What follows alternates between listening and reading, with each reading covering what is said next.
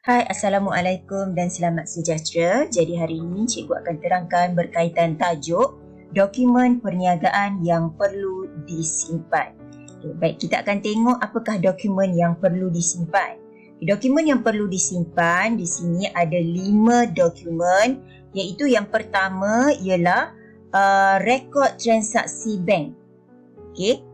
So kita tengok sini rekod transaksi bank.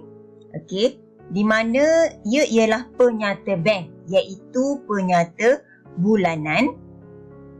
Okey. Sekejap ya. Okey, di mana ialah penyata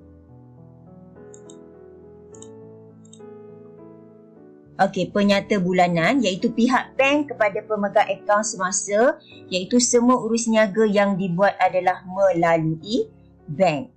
Okey. Dan yang kedua ialah rekod jualan. Jadi apa dia rekod jualan ni? Rekod jualan ialah catatan aktiviti jualan yang dilakukan, seperti bil tunai, resit, invoice dan slip daftar tunai. Okey, jadi apa sahaja yang dalam perniagaan perlu dicatatkan, itu kita panggil rekod jualan. Contohnya inilah yang tadi saya nyatakan di situ, bil tunai, semua resit perlu direkodkan. So kita namakan ia rekod jualan. Dan seterusnya ialah rekod pembelian. Rekod pembelian ialah catatan, masih lagi catatan aktiviti pembelian yang dilakukan, iaitu seperti bil tunai, resit, invoice dan slip daftar tunai. Okey, yang seterusnya ialah rekod kos operasi, iaitu kos lain daripada kos pembelian. Okey, kita tolak dah kos pembelian. Kos operasi ini ialah catatan aktiviti perbelanjaan atau kos perniagaan selain daripada kos pembelian barang niaga. Kena nyatakan selain daripada kos pembelian barang niaga. Okey, seperti contohnya bil pengangkutan, itu ialah kos operasi. Kerana kita nak jalankan perniagaan, kita perlu guna pengangkutan untuk menjalankan operasi perniagaan. Bil mengepus, bil insurans, gaji dan utility. Manakala rekod ambilan dan modal pula, dokumen yang perlu disimpan ini ialah maklumat ambilan oleh pemilik itu sendiri, iaitu perniagaannya ambilan itu digunakan untuk kegunaan sendiri. Jadi ambilan ini akan mengurangkan modal pemilik. Okey. So ini ialah 6 jenis dokumen yang telah cikgu nyatakan di sini. Okay, kita tengok seterusnya. Okey. Kita tengok seterusnya. Okey. Berkaitan simulasi penyediaan dan penyimpanan dokumen yang dirancang. Okey, jadi bila kita nak simpan dokumen ni, okey, dia ada beberapa simulasi penyediaan lah. Okey, kita tengok. Okey, kita tengok dekat sini. Okey. Kita tengok di sini yang pertama, urus niaga yang pertama. Okey. Puan Izzati membuka perniagaan butik dengan wang tunai di bank sebanyak RM20,000 sebagai modal perniagaan. Jadi ini kita namakan ia sebagai memo. Okey, nampak tak situ? Okey, membuka perniagaan butik dengan wang tunai di bank sebanyak RM20,000 sebagai modal perniagaan. So, dokumen dia ialah memo. Yang kedua, Puan Izzati membuat belian. So, dia buat belian barang niaga secara kredit. Highlightkan dekat sini, nampak tak perkataan kredit ni? Sebanyak RM8,000. Dia beli secara kredit dan dokumen yang dipanggil ini ialah invoice.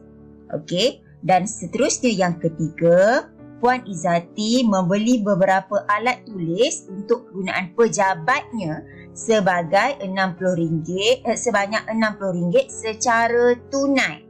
Okey, ini kita panggil slip daftar tunai. Okey, nampak tak situasi transaksi di situ?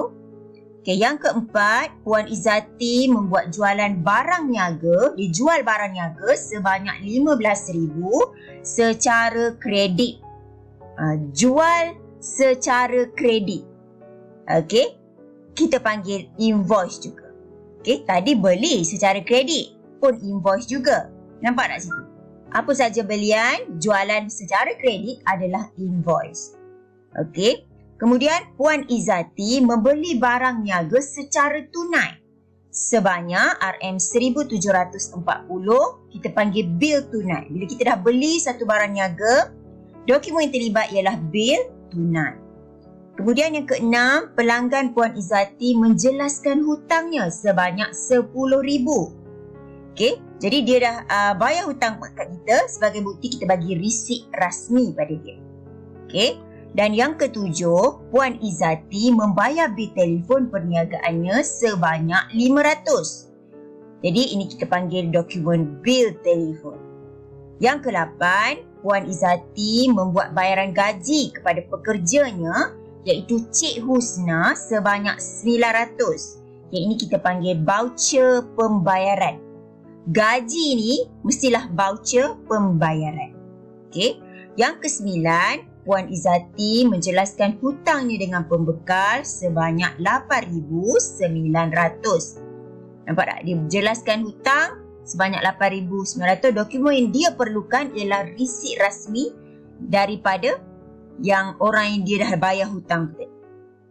Kemudian Puan Izzati mengeluarkan wang tunai perniagaan untuk kegunaan peribadi sebanyak RM500. Ini kita panggil dia memo lah. Dokumen yang terlibat. Okey.